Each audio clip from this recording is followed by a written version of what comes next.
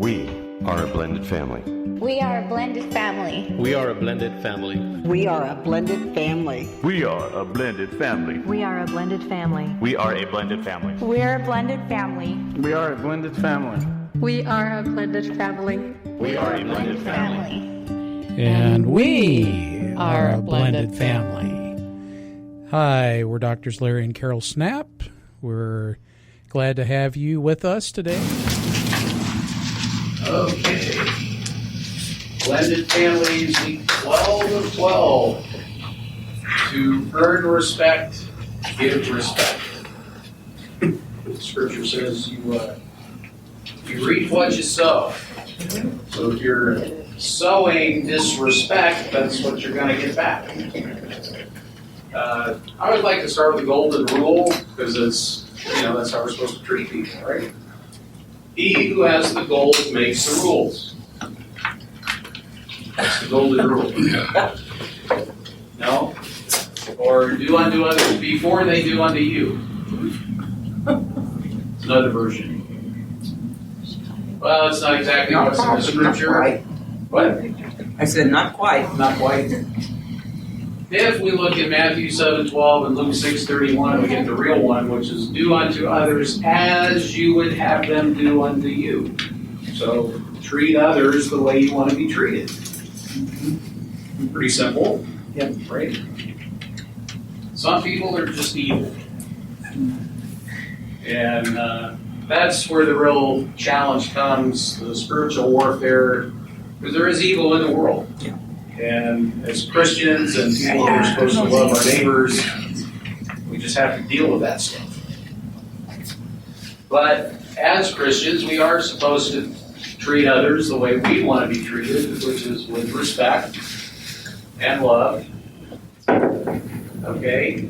Now, respect, just to sort of define what that word is basically just real simple, the value you assign to another person.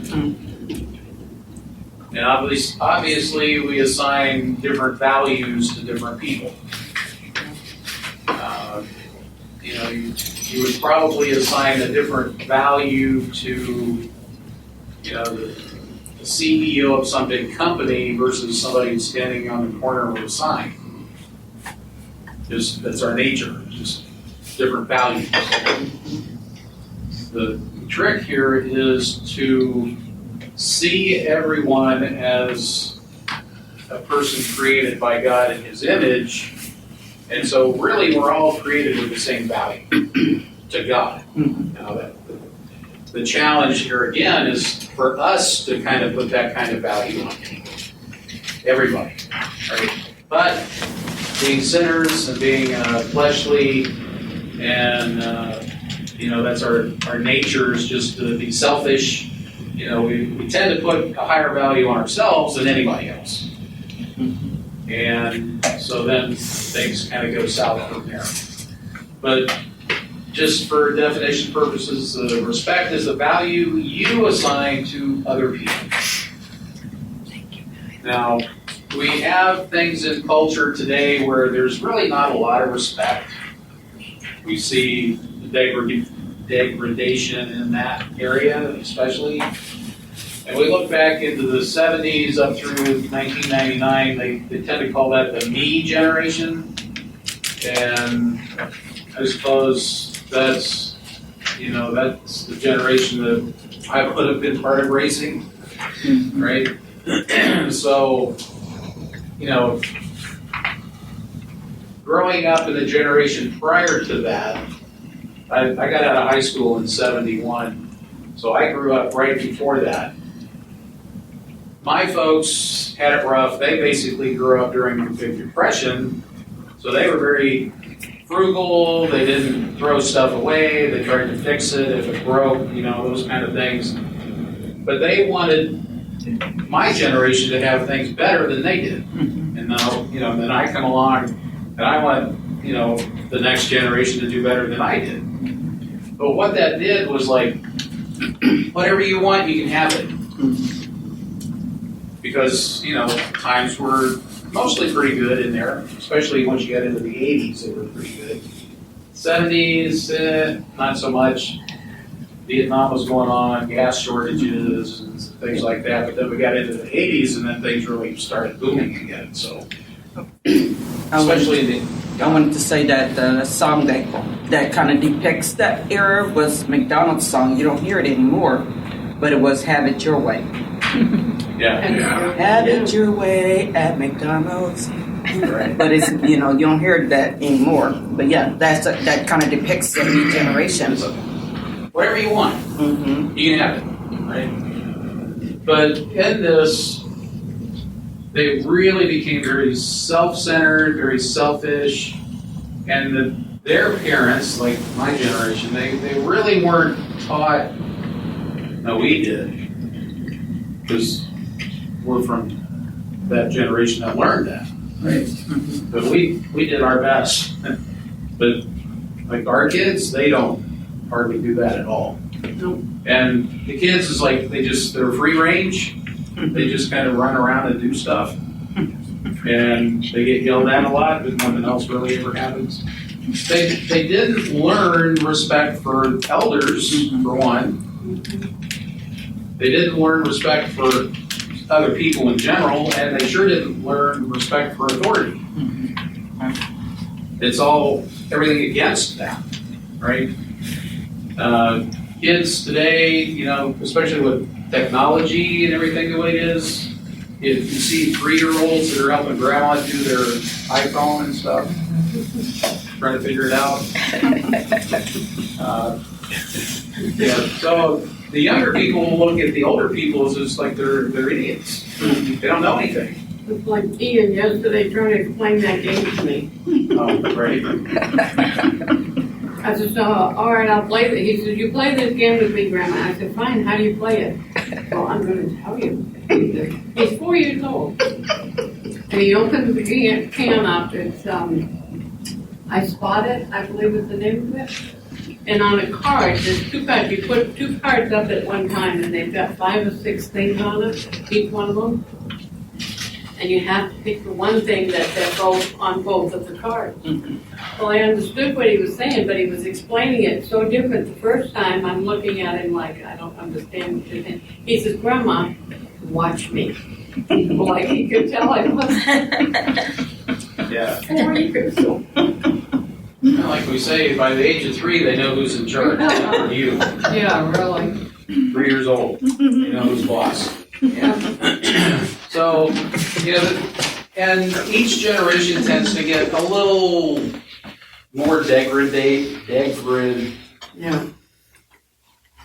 Patient. worse than the one before. Degrading. Degraded, whatever. Downhill. It's not as good. Yes. I know the word, I just can't say it for some reason. So, these guys, it was all about them, and they're the only ones that really mattered, and now they're the parents, and some of them are becoming grandparents. So, you got all, like 2 and 3 generations of people now that are just really spoiled. And how we hear things like snowflakes, and if you disagree, it's like they're totally offended. They have no room in their head for any other ideas other than their own ideas or what they've been taught.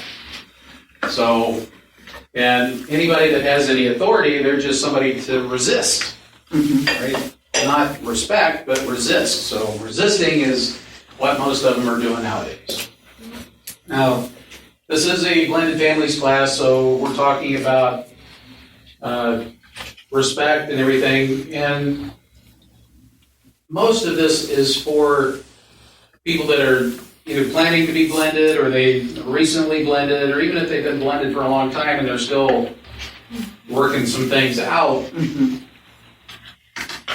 And the assumption is there's maybe some younger kids or maybe at the most teenagers, if they're like 18, 19 into their 20s, maybe not so much.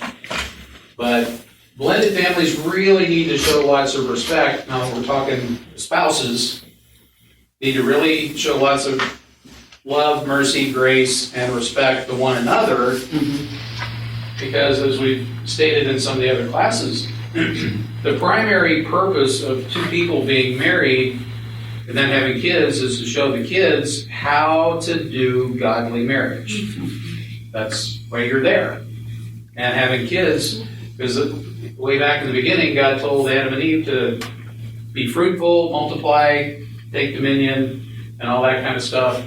So he wants his image spread around. And it's important for the spouses to show the children what that looks like. All right? Now, we talked a week or two ago about the teaching and correction and discipline and all that kind of stuff. That's what God does with us, so we need to be doing that to our children. Part of that is respecting the fact that each spouse is a unique creation of God.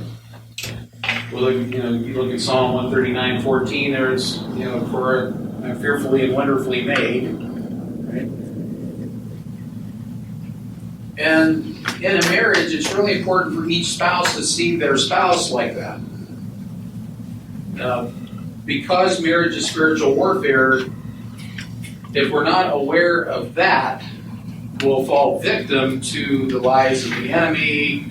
We start getting critical of our spouse, and we start picking out the things we find annoying, we don't like, don't fit our preferences, and those kind of things. So, really, God brings this person into our life if we're in touch with Him, and He brings somebody into our life that is a very good complementer. So, we should be accepting them for what they are, right? It's where people get in trouble is when they try to change their spouse. Yep. Right? But, the general rule of thumb is the ladies, well, I'll fix him after. He's not perfect, but I'll fix him after the wedding. And the guy's like, this is what I want, and hopefully it never changes, but then it always does. So they end up with something other than what they really thought they had. But if we can accept somebody, especially a spouse, who they are, especially if they're at least trying to be godly, Christ-like, going to church, reading the Word, doing some of those kind of things, at least, God's working on them. Yes. And we need to allow God to do the work. It's not our job. Our job is to love one another and respect one another, and those kind of things. So it's not our job to try to change our spouse because that's God's job. And He does sort of get annoyed when we get in the way. It's like, he'll stand there and watch you try to do it. But if you're kind of beating your head up against the wall. Yeah. Are you done yet? Exactly. You got enough of a headache? Yeah. Here, let me fix it.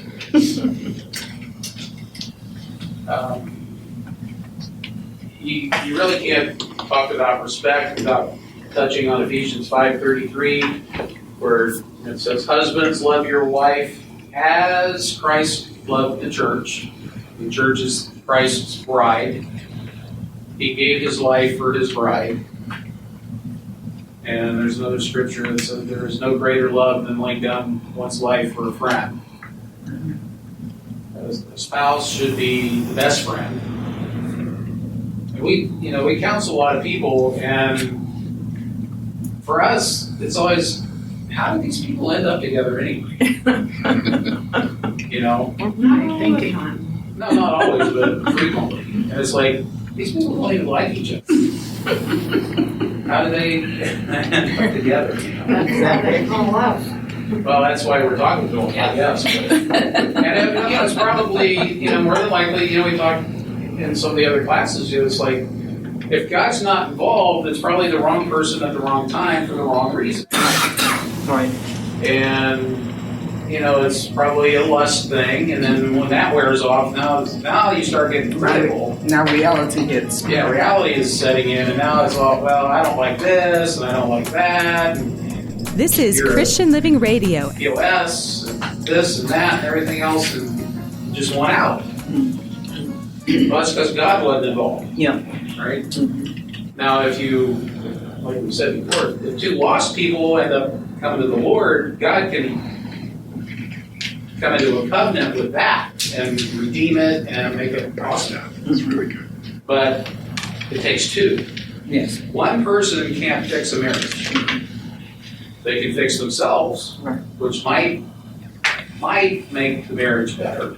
Might affect and influence, yeah. It probably will be somewhat better, but it won't be as good as it could be if both people were doing it. Yeah.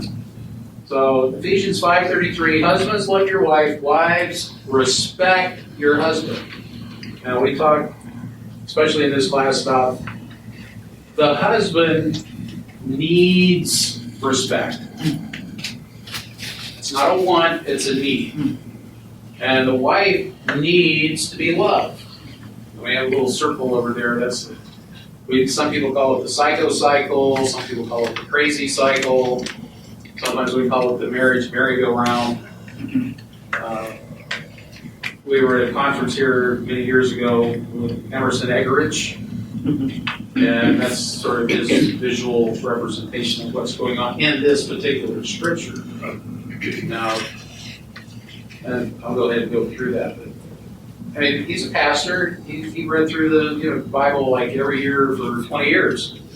And one particular time he was reading this, and he, why is it love and respect and not just love or respect? Why is it not the same for both? Well, he went into a long explanation of the fact that we're different. Men and women are different. FYI. Husbands have a need to be respected. The one thing we really need is significance. So respect plays into that very, very bigly in a major way. And if a husband hears, I love you, I love you, I love you, I love you, and then feels disrespected, that love is going to be, it's not going to mean much. He needs to feel that he's significant, which is part of the respect thing, right?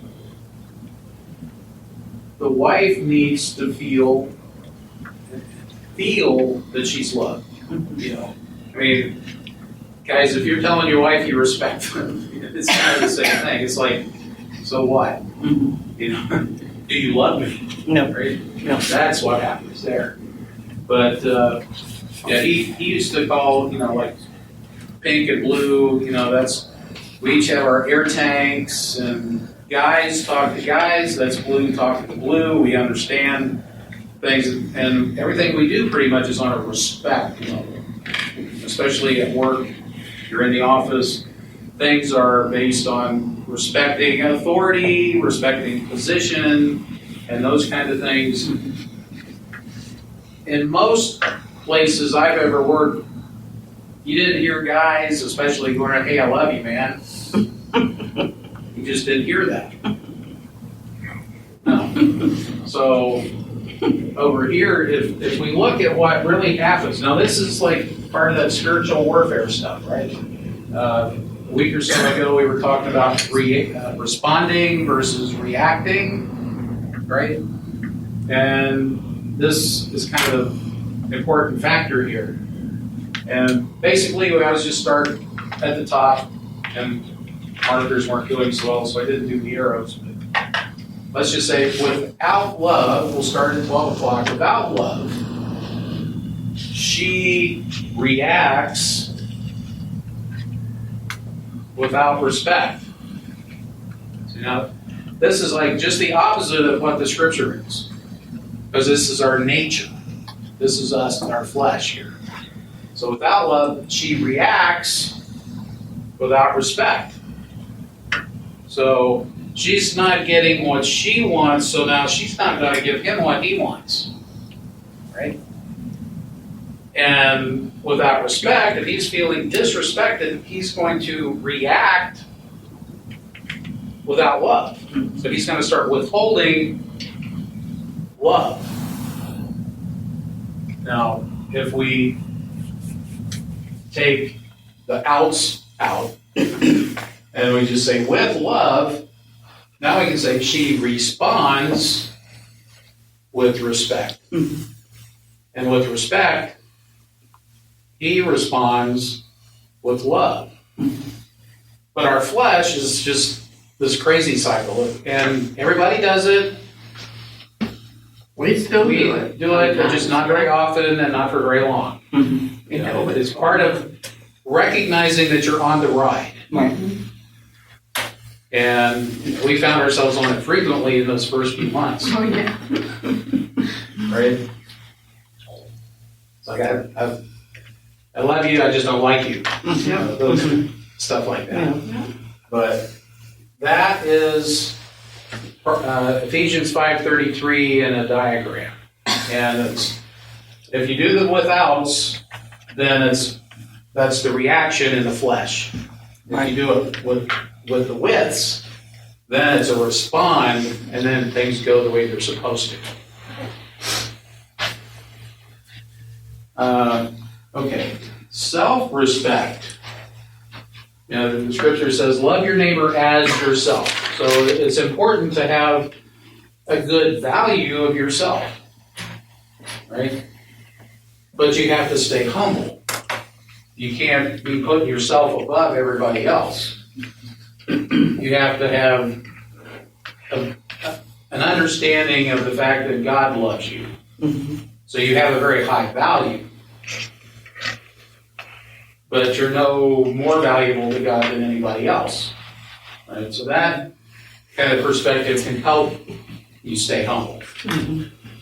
So self-respect is necessary. You have to have some value of yourself to really function. And we see part of the spiritual warfare of life is people don't value themselves. Yeah. Right? Because of the guilt and shame from whatever sins they may have been involved in, Satan's very good at telling us we're not worthy of anything. We're not worth anything. We're damaged goods. But to God, we're still His children. He wants us to come to Him, get it cleaned up. You know, it's come as you are. It's not you have to clean up first to go to the party. Show up. He'll clean you up when you get there. You get a stinky fish that he has to clean up. Yeah. Okay. Now, as it says up here, to earn respect, you give respect. Okay. Well, part of that is respect is earned by keeping your word. Now, this is really important for the guys. When you look back at, like in the Old Testament, especially when there was a wedding, right? Obviously, it was assumed that the two people getting married were virgins. So, and the way it was explained to me was there was usually a tent set up off to the side somewhere, and they'd have the wedding ceremony and do all that stuff, but then they were expected to consummate the marriage, boom, right away. And then the two fathers would check out the sheets, and if there wasn't any blood on the sheets, then somebody had been somewhere before. Now, you know, and then there was a big issue about who was paying for the wedding. Who would get stoned? But there's no way to tell if a guy's a virgin or not. So it was expected that his word would be true. Right? So respect is earned by keeping your word. And I like this like currency exchange example. The more you keep your word, the more valuable your currency becomes. But you have to exchange it at the bank, which is your wife. She's the one that's going to determine how much it's worth. Right? If you say you're going to do stuff and never do it, then that value's going to go down. Yep. If you're pretty consistent and doing the things you say you're going to do, then it goes up. And if there's a screw up in there, then maybe it goes down for a little bit, but then it'll come back up after redeeming yourself. But it's your word that counts, guys. And it's God's doing the, there's that hymen thing and all that business with blood issue and all that, whereas the guy has no way of knowing other than his word. God did all that. So it's important also to set goals so that you can meet them and then your currency goes up. Right? Goals are something you talk about together, you agree on the things that you want to try to accomplish, and you can work together to meet them. But as you meet them, right, the currency goes up, but occasionally you need to adjust dates or whatever the goal is, maybe you tweak it a little bit. It was one of the first things we did after we got married was sit down and have to be between Christmas and New Year's. Great time to set goals, right? For the new kids, for the new year. And so we did. We had all the kids sit down. They had something like 3 months, 6 months, and a year to try to do, and even with the 4-year-old. She figured it out real quick. Yes. Oh, I got my short-term goal in like 6 weeks or less. So I'll just set another short-term goal. Just by keep getting short-term goals. But we had to explain it to her that, you got that one, now it's time to work on the next one. And then the next one. Right? You don't just set a bunch of short ones and that's not the way that game works. And get quick rewards. But, right. So set the goals, talk about them, agree on them, work on them, maybe somewhere down the road. Family You end up going to get a set of tires This instead of ministry was going to created to Disneyland. help blended families learn Kids are how all to use expected to go biblical to tools that will Disneyland, help all of you a sudden, oh, thrive. well, sorry, We're we're not Doctors Larry going. and This Carol weekend we Snap, gotta and get we invite tires. you to listen to our weekly shows here on ChristianLividRadio.com and to visit our Right, starts the website, kids. blendedfamiliesministry.org. If you need to learn more about especially the with the ministry children, and all that we explain do. Thank you and God bless. we have to change the date, not just eliminating it. We just have to adjust it. And Something unexpected came up, Yeah, so Spreading the good news of yeah, it's Jesus not just Christ don't feel like 24/7. Our that's not goal gonna is to bring fly you very well. life-changing word But through there's music like and diverse the air programs, conditioner like the went one you're out, listening to or now. something big on the Pastor car, Kenyatta Goins or is the something visionary like that. of Then Christian Living sometimes you have to Radio, adjust. and he's dedicated to the idea that Christians should even have a more prominent presence in the marketplaces. Maybe Okay, you need prayer for so yourself then and back for over your here on this family, side, maybe for a friend. respect. We'd There's be a couple of privileged different to stand in the kinds. gap for you. If you're There's listening to this respect that's podcast, based on click on the position, Contact and Us there's tab respect and send us based your prayer on request. performance. We'd also We like hear to a hear lot from in the you. counseling If you have sessions. something on your mind, I'll or just give us some especially from the feedback. wives. We support I'll many respect him when he so does maybe you'd like to certain make a things. one-time or a monthly recurring I'm not going to respect donation. him until he does. We believe that when you till sow he earns into it. these ministries, Right? you'll indeed be Well, blessed. And of course, if you sow there's into this position show in and there's particular, performance. we believe that it's a blessing for you. So Some please things consider sponsoring us. and There's God a is one of special those. We area look at under the the first of the donate fifth tab where you can commandments. send your monetary God gift says, or call have no other gods before me, 520-812-6363. no graven images and those kind of That's things. 520 And we respect him because he's God, and that's a position To receive thing. more information about sponsorship. Thank you. We also respect him because he does things for us. But the biggest one is because he's God. And then there's another one, the fifth commandment is honor your father and mother. That says nothing about performance. It's just honor them because that's your mother and father. That's a position thing. Husbands and wives should mutually respect one another. And I think it's Ephesians 5:21. It says,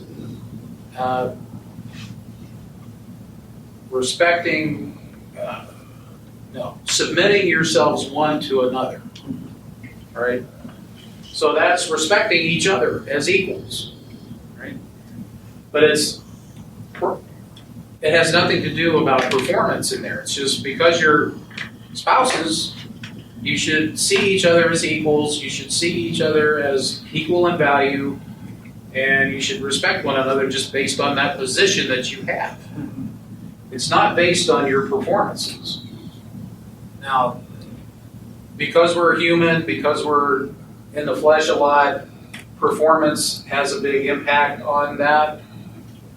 Some people just get so annoyed by certain performance factors or lack of and stuff like that. But the first thing that has to happen, especially in a marriage, is that you're respecting one another based on the fact that you're each other's spouse. That should be the first item of respect. You're my spouse, I respect you, I value you, you're important to me, and after that, we'll talk about performance. So, now if you want to earn more respect, obviously, like we said, set the goals, but promises kept is respect earned. Mm-hmm. So, that first year we were married, the kids were working on their own stuff, but we had, like family stuff. Carol and I each had things we wanted to do. One of those things was more of a family thing, was to replace her car because things were falling off of it. Mm-hmm. And we're talking back in the 70s. I think it was a 76 or 77 Oldsmobile. Mm-hmm. There was a salesman's car at the place I worked, the drilling company in Tulsa. And when I stopped at the stoplight, stuff would fall off. It was back in those days. A lot of GM cars. There was a Cutlass. Yeah, Oldsmobile GM. But you could shut the thing off, and it was still like it was trying to run still. They eventually got that fixed, but and we had to take part of the grill out so we could open the hood because the thing inside the cabin, the cable, great engineering, it went over the battery and the acid broke through the cable, and so we had to take part of the grill out. It was a mess. But anyway, somewhere like August, thereabouts, we were able to trade that in on a newer car. Mm-hmm. And Car of my dreams. it was pretty. Beautiful. 79 Thunderbird. White with white leather inside and baby blue seats and baby blue carpet and dashboard and a moonroof. Wow. Yeah, it was nice. It had its issues though too. But it was. It sort of had a gremlin in it. You driving down the road, it would just quit. Sometimes on the freeway, sometimes just leaving a stop sign at an intersection, I'm done. And you'd have to sit there for a while and maybe it would start. It was only twice and they figured out it was an electrical short and they fixed it. Yeah. Then it was fine. Yeah, the funny thing was we took it to the shop once and it worked great. So they couldn't figure out what it was. And then we tried it again because it kept doing that. And there was 2 or 3 other cars in front of us, and it died while we were in line at the dealership. And then it wouldn't start. So then they were able to figure out it was the ignition thing. But for those first few days, it was the same spot in the road. That's weird. It's like it knew where to stop each time. Yeah. That was weird. That was kind of, so it was kind of maybe a temperature thing. Yeah, we didn't did know. something in the electrical ignition They thing. figured it out. Anyhow. But when we brought it home, our son, we told him, hey, go look in the garage or in the driveway. Went out, and we're talking this is maybe 9 months, 8, 9 months Married, yeah. after we were married. And, we've been, everybody's kind of working on these different goals and different things. And he was pretty amazed, really, that, we've written them down, whatever they were, and it was like, not even a year, and you've already done the things you said you were going to do, which totally kind of blew his mind because he never really experienced. Well, he never had a man he could trust. Even. Oh, yeah. But his real dad and then his first stepdad were not that great. The second guy was really bad. Yeah. So yeah, he really couldn't trust another guy that much. But to have somebody, He was so excited he couldn't believe it. He was 15, yeah, and he hugged Larry. And I think most of you know, my second husband molested all three of my kids. So for my son to even say that to Larry was really an eye-opener for me. But yeah, he was pretty amazed. He couldn't believe it. So excited. So, especially guys, keeping your word, setting goals, meeting them, does a lot for your currency value. It's a good thing. You should be respected because of your position, but the performance end of it is a bonus and a big plus. All right, Proverbs 1 through 7. Very beginning of Proverbs, it starts off, the fear of the Lord is the beginning of knowledge.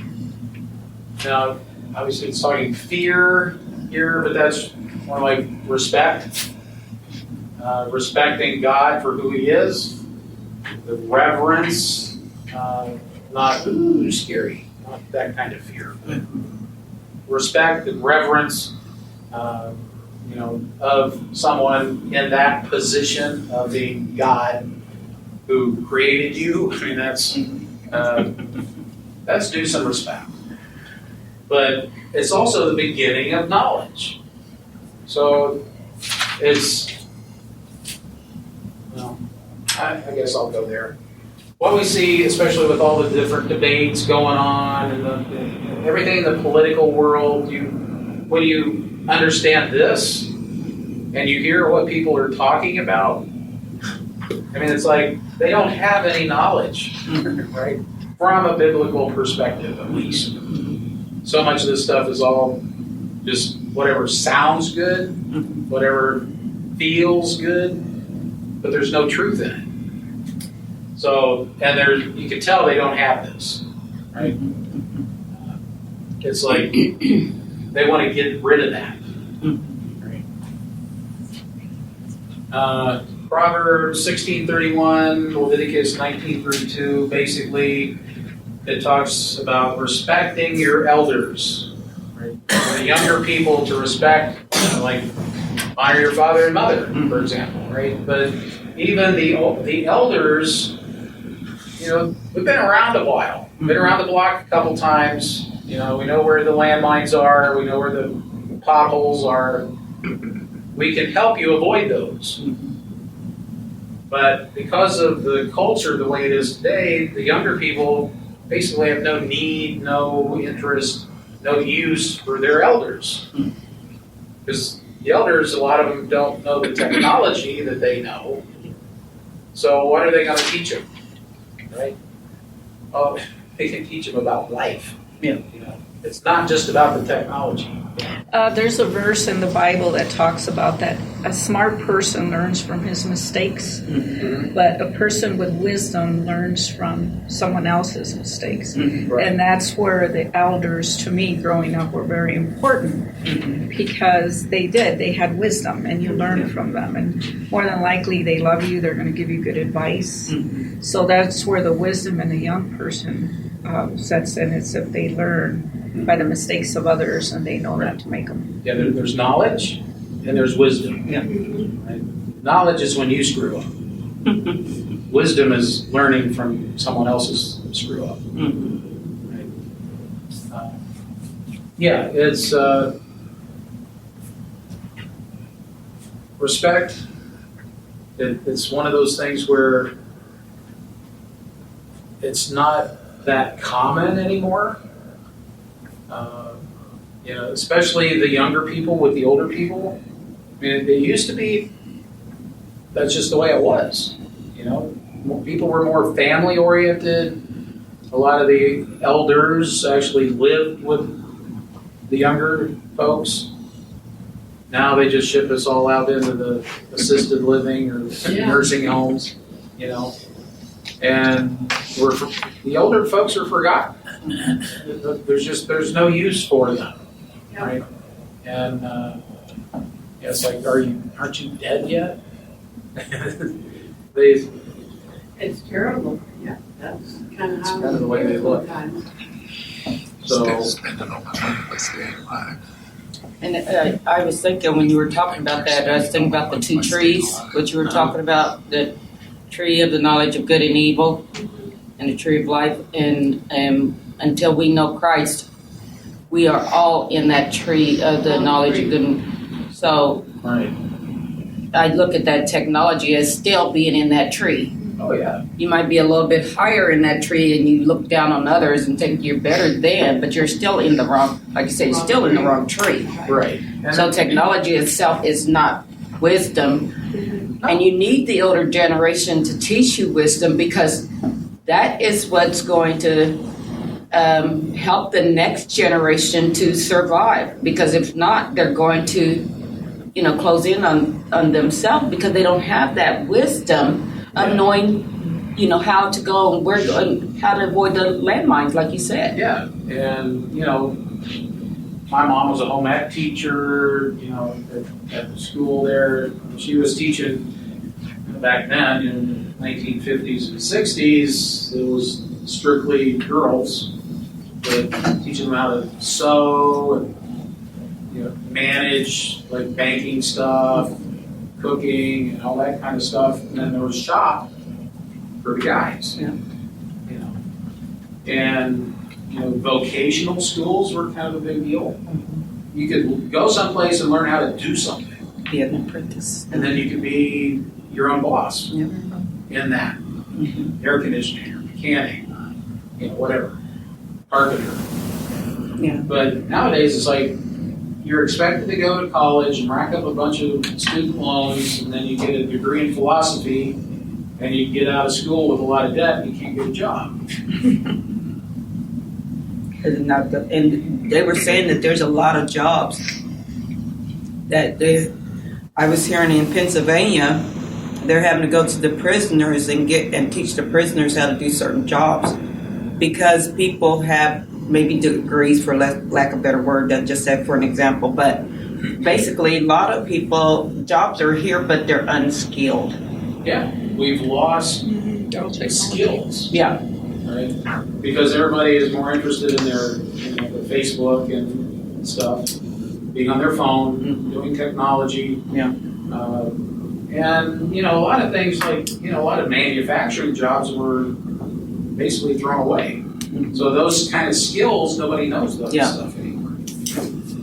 My sister, when she started on bail, and I think companies could go back to that, they trained them how to do the job. And I think that, a lot of people are graduating from high school with no skills or college, like you said, getting a degree in philosophy. But then where do they go with that particular job? Because there is only limited. But these other kinds of jobs, which a lot of times, sad to say, is looked down as manual labor beneath me. And I love the one guy I looked at about the jobs. Talks about sometimes those jobs can make more money than the ones with the degrees. Oh, yeah. You want to be able to provide for yourself and your Be able to family. work physically. Several years ago, they were advertising on the radio about all these oil field jobs like in North Dakota. Yeah. And even truck drivers hauling the stuff around were making six figures. Yeah. Right? And they would train them. Yeah. And so people were leaving, Texas or Oklahoma, down south, up New England, moving to North Dakota to get a job because there wasn't a job anywhere else. Yeah. And that was a pretty good job. Yeah. Right? Well, when my folks were growing up, my dad went as far as the 5th grade. Mm-hmm. He taught himself how to be a plumber, Wow. how to be an electrician, how to be a carpenter, how to be a salesman. Wow. If he didn't know, he learned. Mm-hmm. He taught himself. My mother went as far as the 7th grade. Mm-hmm. She always served. She knew how to clean house, she knew how to cook, and that's all she did, all her life. But you found out something you were good at, and you stayed in that, and that's how you survived. One of our grandsons, and I'm not going to say which one, when he was growing up, I remember he was like 12, and Larry and I were up there visiting while his parents went off on a vacation somewhere. And he asked me a question. I don't even remember what the question was now, but I answered it. And Larry wasn't in the room when he asked me the question. And Larry came in the room after I finished answering. And he says, Grandpa, and he asked Larry the same question. I said, I just answered that question. And so I questioned him. I said, why would you not believe what Grandma just told you? And the more I thought about it, the more Larry and I talked about it, he did not respect women that much. Because his dad didn't respect women. So they're going to do what they see. And Larry did have words with the son-in-law about the disrespect that I was being shown. He apologized, but that didn't take, because he even to this day, that kid still does that. Like, Grandma doesn't know what she's talking about. I'm going to ask Grandpa. But it's terrible that the kids have that, but it's not his fault. I mean, that's what they learned. That's what his dad still does. But, So, yeah. it's important as husbands and wives and parents that you're setting that good example. Yeah, because they see. And they If hear. they're going to do what you did, Yeah. you can tell them something else, but they're going to do it the way you did it, only a little worse. But even that, Larry, sometimes I take my family, for instance, there's 7 girls. And when my parents, every week we call them, okay, what do you need this week? And we would all take, we were there for our parents. And then for elders, uncles and aunts, even they were their friends, and we consider them uncles and aunts. If they didn't have anybody, we were there to help them, the groceries, the laundry, the cleaning, whatever it took, we were there. So, for instance, my boys, the 3 of them, saw that, and they learned to be respectful. However, they had their peers as well, when you're in the outside world. And Kelly and I, for instance, we did a lot for our parents, but he has adult children, I have adult children. We're pretty much our own. We kind of take care of our own stuff. We don't depend on them. And I say, okay, don't bother me, I won't bother you. But even though they saw that, they still have an environment that they learned, well, mom and dad's ways are probably so old-fashioned. This is the cool way. So a lot of times it really doesn't even matter. You can have a good system at home, but it's when they come out of the house that influence that they'll have. That's why it's so important. Even with God in the home, because that's the way my parents were. The daughters, were doing things. So it's interesting because I see half of my nephews and nieces are that way with their parents, with others and uncles, and then the other half are more worldly, chasing the careers, forgetting about, does mom and dad need any help? What can we do for them? It's kind of a fine line, especially these days, because you want them to be independent, but the old way is, the younger ones take care of the older ones, and they get all caught up in trying to get ahead of the Joneses that they forget mom and dad. You can still be independent, but also be helpful, of service to others. But they forget that being of service to others. Yeah, that tends to be left behind. Yeah. But what you were saying about the position and performance, and I think you said it with the wife, well, I'll respect him when he, basically performs or shows that he's doing it. But that's what you're seeing now, is that the position is not respected. I grew up, and probably most of us grew up with that you respect your elders. It had nothing to do if they were perfect or not. Right. I had nothing to do with that. You respected them because they were your elders. Well, the other thing that my mom helped me respect is she used to say, I brought you in this world and I'll take you out. So that kind of helped a little bit too. Yeah, I brought you in, I'll take you out. But, they had nothing to do with them being perfect. It was that they were elder, they was older, and you respected them. You gave them respect that's due them. Yeah, you honored them. Well, then, we've come a long way from the Christian principles that, like Carol and I, we grew up at least with the principles. Right. Maybe not Christ, but the principles, right? That was normal. Yeah. That, quote, that was just normal. That's the way it was. Yeah. Right? 3 or 4 generations since then, the government, especially maybe not the government, but people who are anti-God, anti-Christian, have come a long way in getting the government to get rid of anything related to God, right?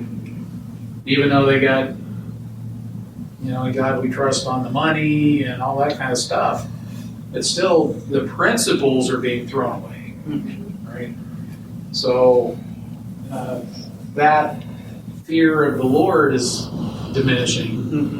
And it's all about... Somebody just went to court to have that removed off money. They lost, but... Yeah. They there was that cross from World War I that they were trying to get rid of because it was a cross. I mean, it's been there 100 years, right? And, you're trying to make everybody a Christian by having that there. So that's illegal. It's unconstitutional. But, it's, when you look at all this kind of stuff going on as part of the spiritual warfare, and if you read Revelations, you know how things end up. That's just part of the plan, right? Things keep getting a little worse and a little worse and a little worse. Maybe somewhere along the line there'll be a revival. Things will get better for a while, but eventually Jesus will come back, wipes everybody out. Yeah. It's not one of his. Well, just with Carol's example, I've been here and I've heard her testimony. You talked about your family, your parents, how you grew up, and you would say they shouldn't even been married. They shouldn't have been married 35 minutes, let alone 35 But even in that, you learn to respect them, right? And so I think if we, like you said, get back to those Christian principles, God has positions in it, and the scripture tells us that, that we're to pray for our leaders, and we respect those that are in authority over us. Yes. But that has been being diminished. I'm not going to respect your authority unless you show me you perfect. And if you can't be perfect, then I'm not respecting you. Yeah, see, it becomes, I'm not going to respect you because you don't deserve it. Okay. Right? Yeah. And you don't deserve it because you don't think the same way I do. Exactly. Yeah. And that's the other side of that coin. You don't agree with me, so you don't deserve to be respected by me because I'm not going to give you any value. And you would think that our family was great because, my aunts were in church. They ran the Catholic Church there.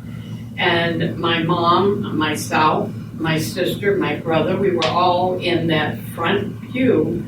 Very first one, my dad would say every week, you sit in that front row so Father Casey knows you're here and you put that envelope, you be the first one, stand up and put that envelope in there.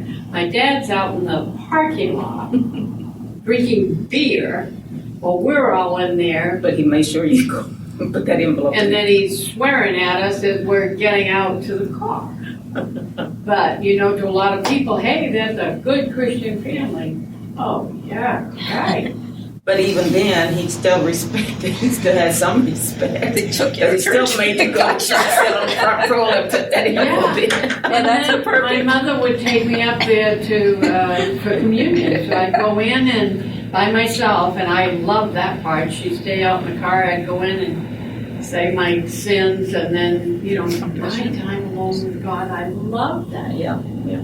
And when I'd come out, she'd be looking at the clock and said, well, you must have done something really bad this week to be in there all this time. And I thought, boy, you know how to tinkle on my parade in 2 seconds. I love being in there, but I was not even 2 minutes out there with her, and man, she just made me feel like a creep. But I loved that time with God. And when we lived down the beach, Hampton Beach, New Hampshire, was right on the ocean. As a matter of fact, in our living room, I could see the ocean because it was built up above the bakery that we used to have, bakery and a general store. And I would go up to the water. And that was my time with God. I loved it. And the same thing, well, I've been waiting for you to come home so you can help do the dishes or do the, man, she can really pull you down. But in that instance, it's the perfect example of not having the relationship with God and having a relationship with religion. Yeah. Because in religion, you follow the rules, but yet you don't know why you're doing them, and the other people didn't have that personal relationship with God. So that's the difference, because I grew up, I mean, everybody knows my first year of college was in Catholic school. So it was a ritual, and you did, but you didn't really understand why you did what you did. I remained a Catholic, and I continue to pray for the church. But because it's all about the doctrine, it's all about, doing the steps and not understanding your personal relationship with God. And once we have that personal relationship and we become His image, then we learn that when someone's spending time with God, you value that. You don't degrade it. You don't, punish the person for that. But that's the difference. I went to a little bitty, the town had a four-way stop. It didn't have any traffic lights or anything. It was a small town. And sometimes I would go to this little bitty Methodist church with the family that was like the daycare that I went to when my mom was teaching. And we did the Sunday school thing and everything. But what I got out of that little bit of church was, it really was more about your behavior than do it this way, do it that way, right? So the few people I knew that went to a Catholic church, like Carol was saying, you go to confession and spill your guts, and then you just go back and do all the same rotten stuff. I didn't say I did the same rotten stuff. I said it was rotten. Sometimes we thought about stuff, right, Carol, to go say, because we had to go, so you would think of things, okay, did I really do that? Well, okay, it sounds good enough. Impure thoughts. Well, you had some friends show you how they did it. I have a hard time reconciling, what little bit I knew, right, about becoming like Jesus and doing good things, being righteous and these kind of things, versus who cares what you're doing, you just go confess your sins and then you're good for another week. That I couldn't put that together in my head. So there's those kind of things too. But there was one last little thing. Kind of a joke, but it goes to your thing with traditions and really knowing why you're doing things and stuff. It was like an Easter family get together, and so they were doing a ham. And so there's grandma, and there's mom, and there's the daughter. And mom is generally doing everything, and the daughter is helping the mom. Grandma's just kind of keeping an eye on things.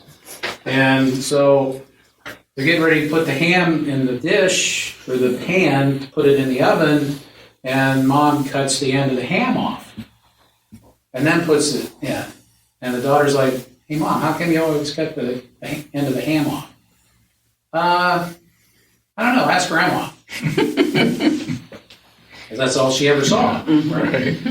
So the daughter asked grandma, how come you cut the end of the ham off before you put it in the oven? So it would fit in the pan. There was a reason for it, right? Mom was doing it just because grandma did it that way.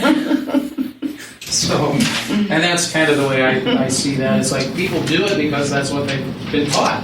Well, that's they like don't know why. The weekly thing when you went to confession, the purpose for that is to be able to talk things out, not to keep them in, but we never knew, well, why are you doing that? Well, because I was told to go. Well, we never knew the purpose. Part of that self-forgiveness stuff. It's a reset. Yeah, reset. That's pretty much all we have for this week's class. Shout out to ChristianLivingRadio.com, and our website is blendedfamiliesministry.org, and we'll be back in September. Join the best positive Christian lifestyle movement on the air at ChristianLivingRadio.com.